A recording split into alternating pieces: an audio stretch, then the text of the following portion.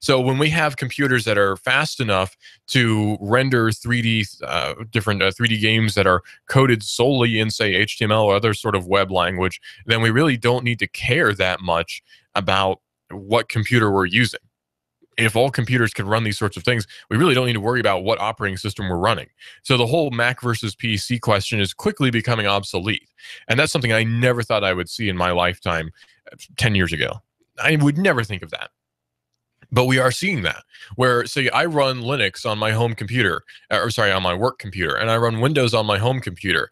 And the experience is very similar, but also on the web, it doesn't really make a difference because I'm using Linux on my computer here at work, but I use it mostly for browsing the web and editing audio with, again, an open source program, Audacity. So there's not any difference really in between the Windows experience and the Linux experience when it comes to using the web.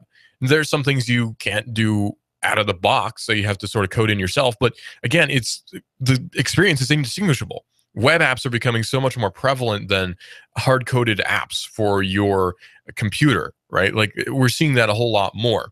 And whatever applications that are actually created for your computer tend to be cross-platform anyway, coded in a high-level language like Python. So it's starting to not matter so much what operating system you run if you're an average computer user who just uses it to browse Facebook. I mean, that's what half of the people who own MacBooks use them for anyway. It's a Facebook machine. It's a Facebook and Twitter machine. That's what probably half of the people who own MacBooks are using them for. They're very normal people who use them for very normal things. They're not computer power users. So, I mean, that's not saying that in a disparaging way, because not everyone needs to be a computer power user anyway, but that is just the nature of it. So these virtual reality kits are adding into that whole idea where if virtual reality can, say, be linked to the web, it's not going to matter what computer you run. It's going to be very strange. The future is wild because now we have a unified language that we all speak, HTML, and every computer speaks HTML. And that being the case, it doesn't really matter what computer you're running, so long as it has the system requirements to run these different web apps, you've pretty much got it set. So you can use Linux all day and nobody's going to yell at you for not using standard software or whatever, because it's all web-based. LibreOffice is a cross-platform open source program that you can run on Macintosh, you can run on Windows, and you can run on Linux, and it exports the same files, and you can read them from one file or one computer to another. It doesn't matter. It's genius. It's great. And the future is actually kind of cool when it comes to cross-platform compatibility. So we don't have a whole lot to worry about there. So that's my spiel on that subject. Now some anti-government stuff, right? Because that's what we all wait for. The number to call in, by the way, is 423-800-8949. That's 423-800-8949 is the number to call in here at Hot News Talk Radio, where we've got you covered. That's 800-8949 to call in. So the FAA is proposing now a $1.9 million fine after a company flew drones over New York and Chicago. I know. Ooh. Terrible, right? Flying drones is one of the worst things you can ever do. Truly, a lot of people were harmed by this act. Actually, probably nobody even noticed. The Federal Aviation Administration has now proposed a fine of $1.9 million, the largest civil penalty ever against a drone company, to punish an aerial photography firm that took pictures above Chicago and New York. Well, why would you punish them for taking photos of this wonderful vista, you might be asking? Well, according to the FAA's allegations, Skypan International flew 65 what they're calling unauthorized operations between March 2012 and December 2014. So 2 years. That's a long time. Of those, approximately 2/3 were in the New York City Class B airspace, the highly congested areas over the city, which also are probably within 5 miles of JFK Airport, which again makes it so it's basically a no-fly zone. So flying unmanned aircraft is in violation of the federal aviation regulations, which is illegal and can be dangerous. Uh-oh. That's what FAA Administrator Michael Huerta said in a statement on Tuesday, saying, "We have the safest airspace in the world, and everyone who uses it must understand and observe our comprehensive set of rules and regulations." So basically he's saying, please don't break the rules because you might make things unsafe. And there's not really much of any enforcement there on a criminal level, which is kind of funny, actually, because the FAA can't, like, arrest you. Like, the FAA doesn't really have any sort of enforcement wing to, like, arrest people. They'd have to go through the FBI, which is kind of funny because it's not like, NSA agents can arrest you or FAA agents can arrest you. Not even the CIA can arrest you in the homeland. CIA has no jurisdiction within U.S. borders. So that's kind of funny, too. In 2013, the FAA asked a court to enforce a subpoena against Skypan. The agency wanted Skypan to provide records for some of its New York City flights. The following year, in a court filing, Skypan described itself as having one full-time employee. This legal action was eventually dismissed in March of 2015 after Skypan then complied. So it appears that the new proposed penalty stemmed from documents received as a result. Carl Brewick, who's a Skypan production coordinator, told Ars Technica that the company was declining to comment, saying, "We haven't had a chance to look at the civil case against us." Now, I would beg you to answer this question. What on here? No flights were delayed. There's not any sort of monetary damage that's been caused, except for against Skypan. Nothing bad happened. Probably nobody noticed except for the FAA because they have, fancy radar technology, but really nobody noticed. Nobody was hurt. Nothing bad happened. All Skypan did was take some photos. So what's the big deal, really? And plus, probably Skypan was flying still within the skyline of the city, and I'm pretty sure you don't have commercial airliners flying between buildings. So again, what's the big deal? This is yet another example of federal monopoly. If the feds don't own everything, then they can't own anything. And that's kind of the problem that they've come into contact with. And now they have to enforce their iron grip around our society. This is Hot News Talk Radio AM 1240 and hotnewstalkradio.com. We're going to talk more about the FAA coming up in a few minutes after these very nice words from our different sponsors here at Hot News Talk Radio AM 1240 and hotnewstalkradio.com. This is a modern world. This is the modern world. What kind of fool do you think I am? You think I know nothing of my... You give us 12 minutes and 40 seconds, we'll give you Chattanooga and the world. News Talk 1240. Sky Aerial Services uses advanced drone technology to give you a better perspective and depth of your property and project. We offer aerial photography and video for your business, farm, home, or advertising campaigns, as well as editing services to complete the experience. Call us at 423-521-0284 and see how we can help you tell your story about your business, property, or project. We work with real estate professionals, both commercial and residential, developers, engineer inspectors, surveyors, ad agencies, auto and boat dealers, mapping services, insurance inspectors, corporate marketing, charity events, weddings, and photographers. Our consultation is free. Call 423-521-0284. That's 521. Our website, skyaerialservices.com. Sky Aerial Services. The sky is our limit. Here you are, working to keep your customers happy and to manage your cash flow. IRS problems are the last thing you need, but here they are, flapping about you like vultures. Get help from Eric Pelton and his team of accountants at E.J. Pelton Company. Audits, letters, proposed return changes, 1099s, penalty threats. Pelton Tax Resolution Services brings peace of mind and helps you keep more of what you've earned. EJPelton.com. Offices on Brainerd Road and in Soddy Daisy, just north of the Bilo. That's E.J. Pelton. Call 622-3156. Think ahead, 622-3156. We've got a table here at Delia's in Soddy Daisy, ready to delight in a plate of authentic Mexican food. Delia's spreads a rich selection, loaded nachos, crazy chicken, homemade tamales, maybe the enchiladas with beef, chicken, pork, quesadillas. Every dish beautifully pictured on the menu to help us decide. Join us for lunch or dinner. We're at Delia's in Soddy Daisy on Dayton Pike near the Thrasher Light. Here's dinner. Delia's uses the freshest ingredients, cooked to perfection. Nachos, homemade. Delia's open every day except the Lord's Day. For lunch and dinner, treat yourself to Delia's genuine Mexican food. In Saudi, call 521-7145.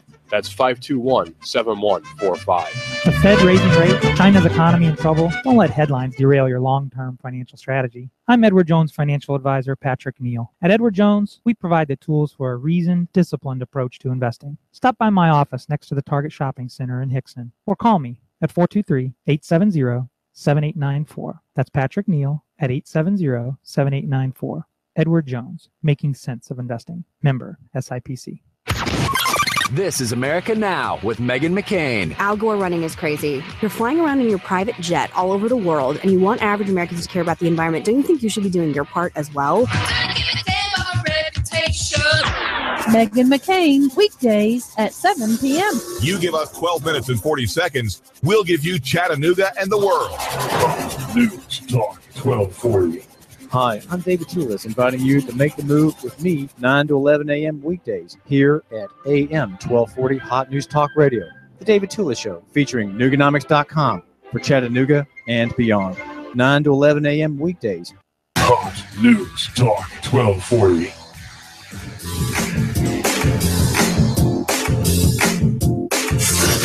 You give us 12 minutes and 40 seconds, we'll give you Chattanooga and the world. Fox News Talk 1240.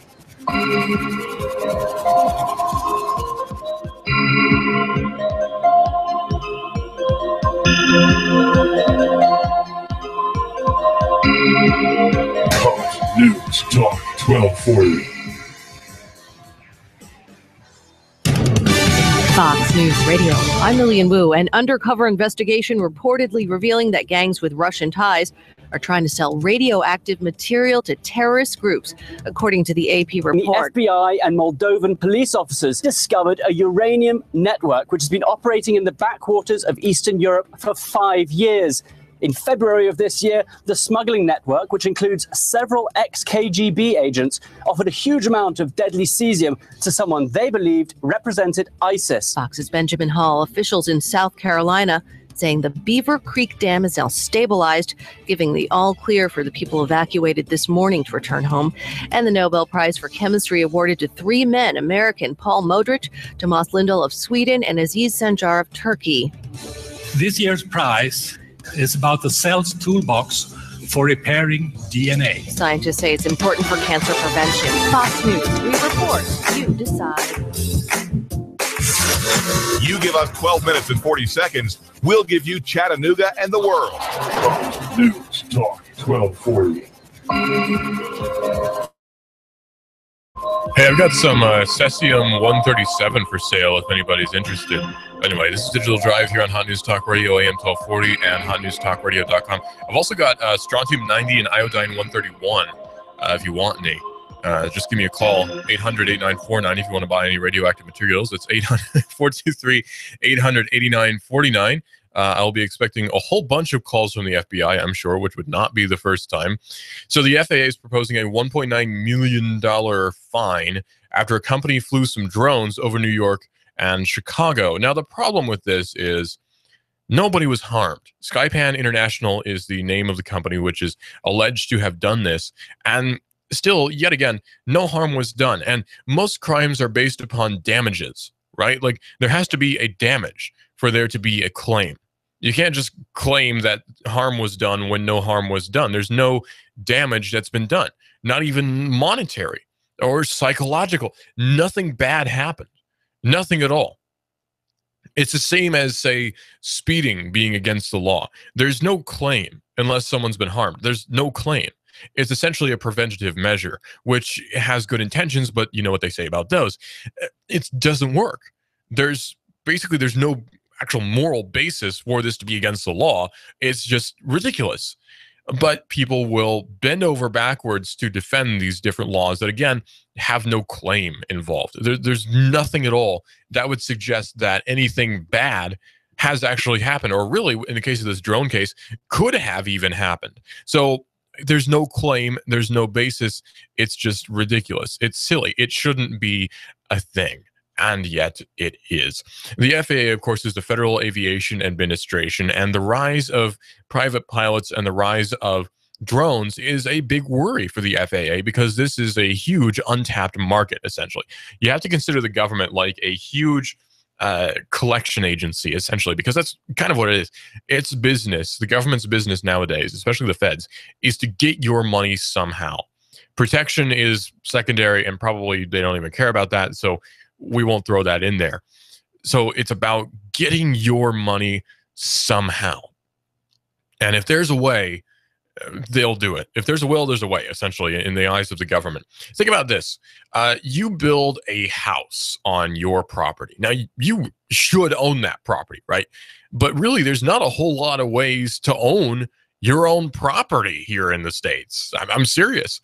Think about it. You have to pay property taxes, which implies you don't actually own it because you're essentially paying rent on something which you already own. What's the deal here? And then you're not even engaging in business with your property.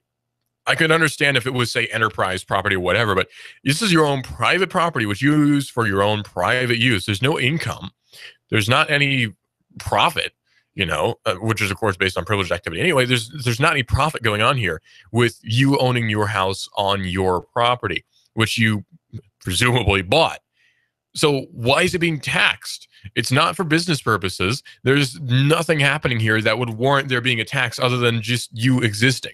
It's protection money. That's really all it is. It's a protection racket. That's like half of government anyway. It's a giant protection racket. But people will defend it. They say, well, it funds the schools. Well, guess what? I didn't go to school, so I don't need to fund the schools, do I? Right? I never went to school. I don't need to fund the schools. You know what? I don't need to fund the schools. My kids are not going to go to school. Why should I contribute to a system in which I'm not drawing anything out of? Same goes for Social Security. I'm never going to draw Social Security. Why should I pay for it? Right? I'm never going to draw benefits. Why should I pay for it? There's no reason. You're forcing me to pay for a product which I never asked for and I'm never going to use. That's nonsensical. And in a business sense, that's just harmful. Any sort of businessman who pays for things he never uses is an idiot. And that's just the simple fact of it. So the government's turning us all into idiots. And really, we're kind of all idiots anyway for taking it, because we take it. That's what we do. We just sit there and we take it. Why? Because we're afraid. It's based on fear. If you quit paying, there's that implied force. The whole system is based on force anyway. There's that implied force behind everything when it comes to money collection, right? Because if you don't pay, we'll bust down your door and take your assets. Violence, right? It all comes down to violence. Even people who are, the hippies who are sitting around in UTC campus talking about how great things would be if the state controlled everything, whatever, they don't realize or like to ignore the fact that this all has to be based on force. There must be enforcement.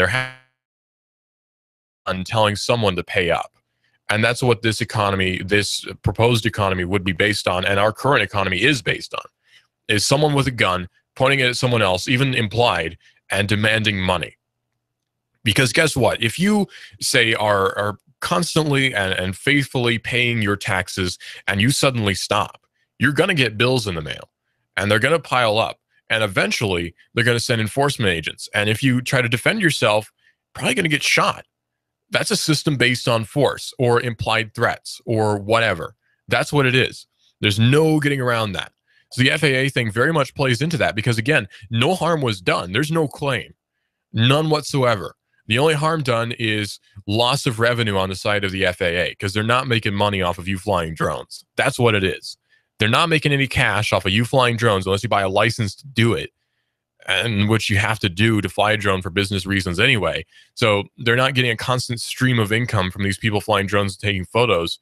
So what they got to do is find some way to make that revenue stream. And until they can make that happen legally, of course, they're going to fine you for some arbitrary thing that has no claim, which is what happened here with this particular company. Can you imagine getting fined for driving your car? You drove your car in a way we didn't like. We're going to fine you. You sneezed on your own property, thus releasing different body acids into the air. We're going to fine you for pollution. Who cares? So the same thing comes with this whole property thing where you don't actually own your property. You own a house even in the state of Georgia, especially in the state of Georgia, you pay property taxes. Why? Why am I paying for something which I already own? It's a revenue stream. The only way to get around that is with a land patent, and good luck getting one of those. Now, again, you build a structure on your property.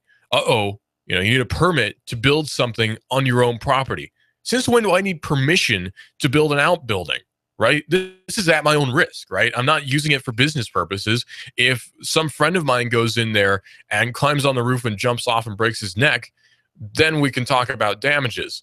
Of course, it'd be his fault, but still, then we can talk about damages once there's been a damage. We're talking about fines for something which nothing bad has happened. We're going to fine you for it anyway.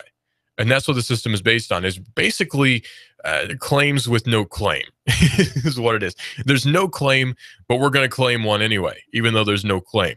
So the whole problem with Skypan, with the allegations of them potentially flying drones over New York City, that's not a problem.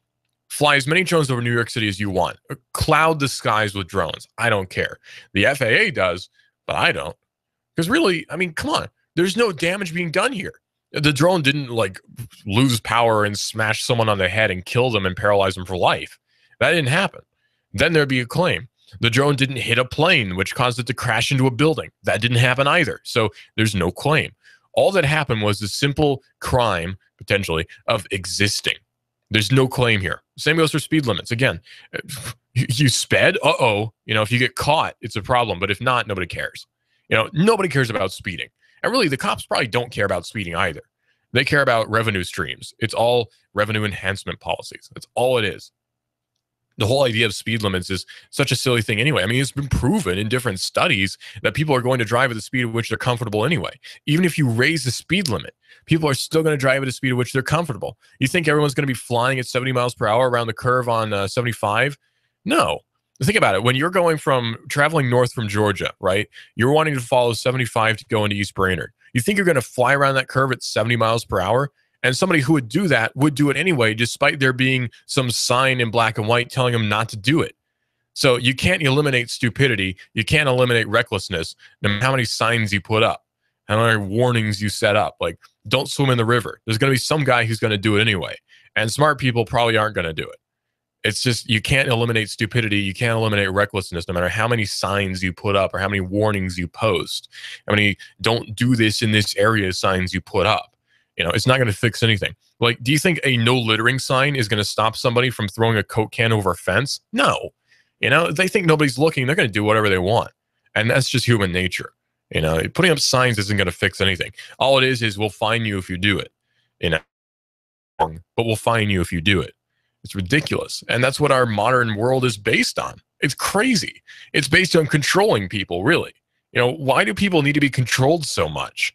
It's because we're used to it. That's the thing. Think about it. We're all used to being controlled, especially if you went to public school, which I didn't. So I don't give any credence to that. If you went to public school, chances are you're kind of used to being controlled. It told what to do. This time you do this. This time you do that. Eat at this time.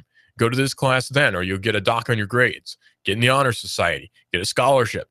You're constantly being told what to do by someone who's not your mom. It's not your dad. It's not your older brother telling you what to do. It's someone who works in some office who's not even related to you. You may form a personal relationship, but they don't really have any claim to tell you what to do. So again, this keeps happening, and people grow up being fostered in that environment where they're really not being even parented. The parenting is happening in the school system. The state is parenting you, essentially. You grew up in that system, and then you wonder what the heck to do when no one tells you what to do. We get fostered in a system where we're just used to rules and regulations for every single thing you do. Don't even bring a certain type of food to school because the kid sitting next to you has a peanut allergy, and if you sneeze while eating peanuts, he'll balloon up and die. We keep getting grown up in that society, and it's like there's no risk anymore. Risk is like the foundation of innovation. Someone's got to take risks. Someone's got to do something stupid. Otherwise, we're not going to learn anything. But think about Marie Curie. Now, she was very smart. She was one of the innovators in learning about how radiation works. She messed around with radium like all day. Polish scientist, very smart lady.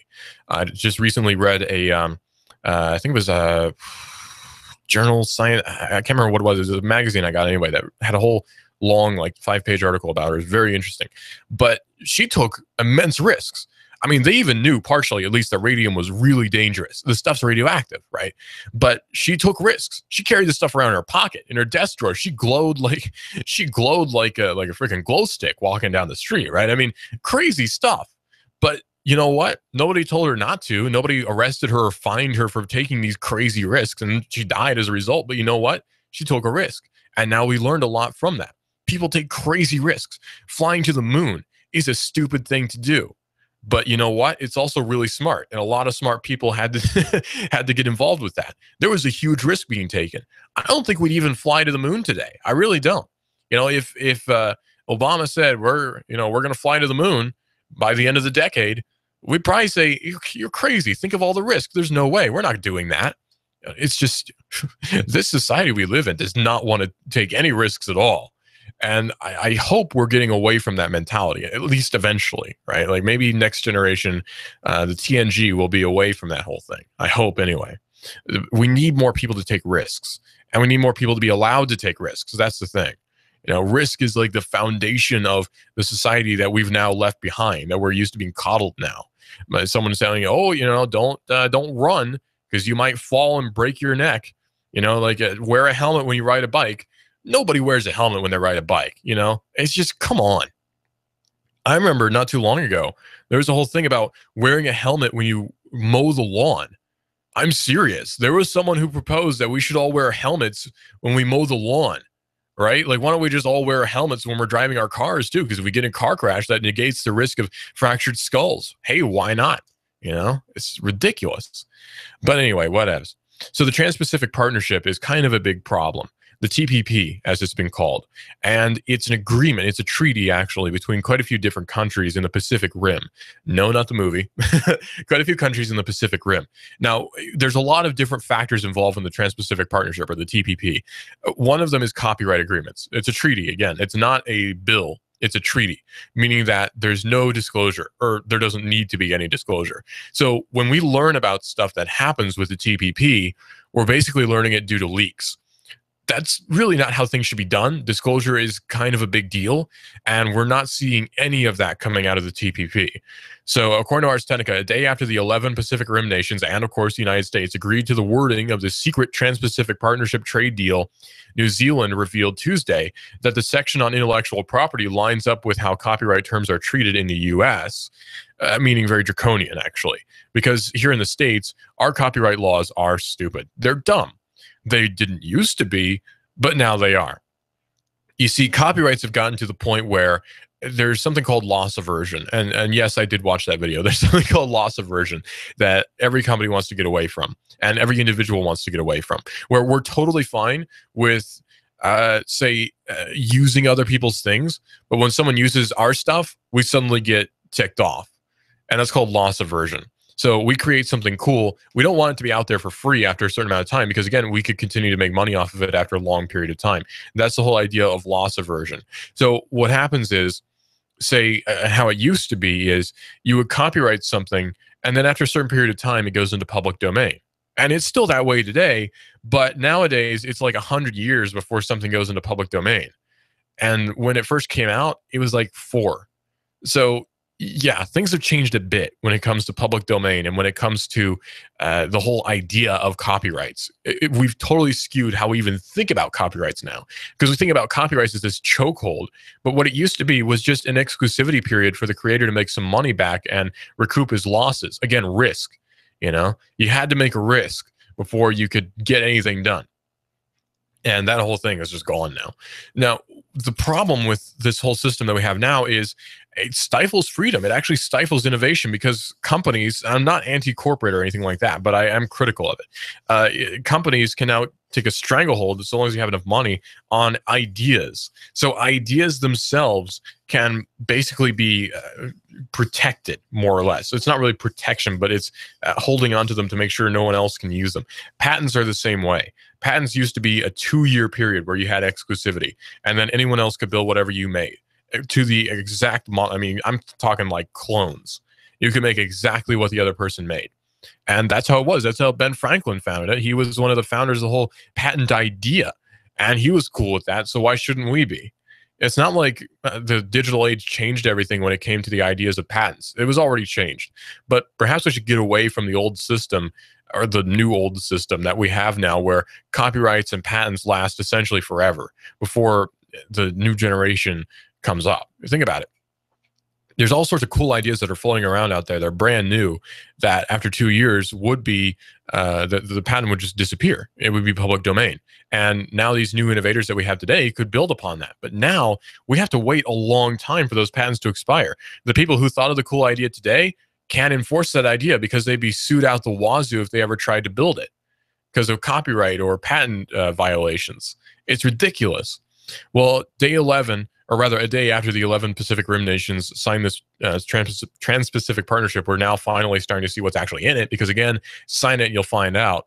The deal, which now needs approval from the Pact's member nations, makes copyrights last for the life of the creator plus 70 years after death. Yeah. So your copyright will last all your life and then 70 years after you're dead. Wow. That's immense. That's a long time. So these copyrights, different items that could be copyrighted, don't fall into public domain until, say, at least 150 years. We're talking a long time. Probably, I would estimate on average about 120 years. These different patents or copyrights will last forever, essentially. To us, anyway, it's forever. Because I'm not going to live for 120 more years. No way. I'm probably not going to live another 5 years. I live a terrible lifestyle. So this is bad news for us. The New Zealand government wrote this: the TPP requires New Zealand to move to 70 years as well, but also allows for a transition to this over time. Gee, thanks. This change could benefit New Zealand artists in some cases, but the benefits are likely to be modest. Extending the copyright period also means New Zealand consumers and businesses will forgo savings that they otherwise would have had from books, music, and films coming off copyright earlier. The net cost of extending New Zealand's copyright term from 50 to 70 years will be small to begin with, and increases gradually over 20 years, reaching a relatively constant level after that.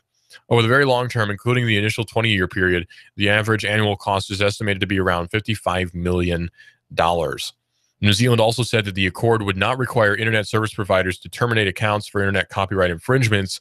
In the U.S., many of the top ISPs have a 6 strikes consumer infringement program.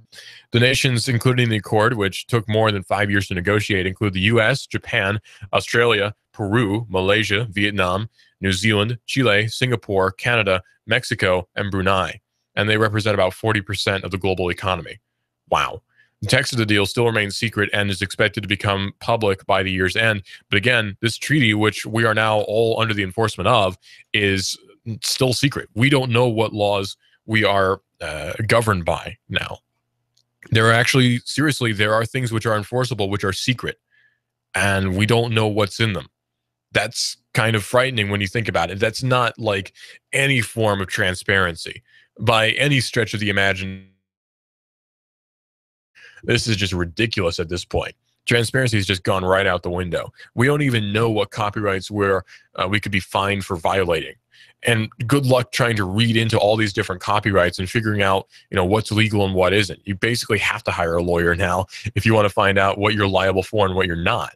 Man, things are getting pretty messed up. Fortunately, there is a large community of people who say, forget the whole copyright system in the first place. We'll just go open source.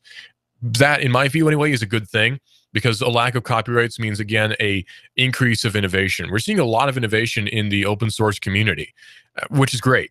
We see whole Linux operating systems which are totally free. I mean, free. You can download a whole operating system and install it on your computer, no cost at all, except for the cost of the hardware for the computer. That's pretty cool. And we're seeing this pick up as an idea because, again, people tend to want to do the least expensive thing. And if open source proves itself to be the superior system to the closed source system that we're used to, hopefully we'll see quite a lot of innovation building off of that. We're seeing a lot just in the last, 20 years or so that open source has been a thing, probably longer than that, actually. Still, though, we're seeing a lot of innovation from open source, probably at a faster rate than we have from closed source. So this is good for us. And this means more innovation on the consumer side. Now, the reason I proposed the whole doom and gloom thing, I guess, was to accentuate the silver lining, because there is quite a significant one. Yes, the Trans-Pacific Partnership is awful. Yes, it's bad for us. But there is an alternative. We could just ignore it and say, well, I'm not going to copyright my stuff anyway. I'll sell it. If you want to give me money, you can. But if not, hey, cool. You can use it, because the purpose of creating this particular technology, whatever it might be, is not for me to make money, although that is an incentive. It's more to move society forward. It's more to help out humanity. And you'd be surprised. There are quite a few people who are actually like that. We're seeing that a lot in the Linux community, where there are people who are putting a lot of hard work into different programs that are very complicated.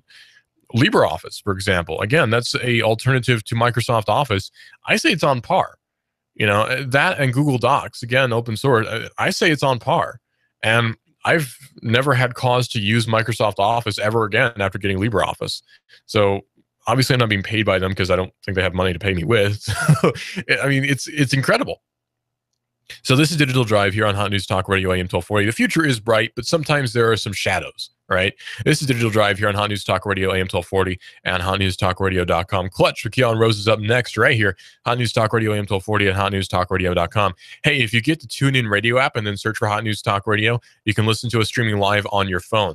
If you're getting hungry, check out Delia's, which is over on Hickson Pike near the Thrasher Light. That's Delia's Authentic Mexican Food. So if you're getting hungry, make sure you head over there in Saudi Daisy. That's Delia's Authentic Mexican Food in Saudi on Hickson Pike near the Thrasher Light. This is AM 1240 Hot News Talk Radio and hotnewstalkradio.com and on the TuneIn Radio app as well.